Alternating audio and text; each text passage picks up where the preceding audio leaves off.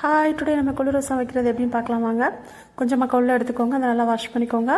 தென் குக்கரில் கொஞ்சம் தண்ணி ஆட் பண்ணிவிட்டு டொமேட்டோ, டர்மரிக், ஒரு பிஞ்ச் சால்ட் போட்டு 7 விசில் வர்ற வரைக்கும் நல்லா வேக வச்சுக்கோங்க.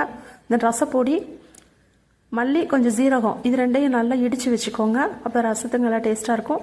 தென் 7 விசில் வந்ததுக்கப்புறம் நல்லா அதை அப்படியே ஒரு ஸ்ட்ரெயினரில் போட்டு நல்லா கொஞ்சமாக மசிச்சு விடுங்க. மசிச்சு விட்டதுக்கப்புறம் கொஞ்சம் தண்ணி விட்டு நல்லா மசிச்சு விட்டுக்கோங்க. நம்ம கொஞ்சம் ரசம் கிடைக்கும். அப்படியே அடுப்பை ஆன் பண்ணிவிட்டு அதில் கொஞ்சம் புளி தண்ணி விட்டுக்கோங்க.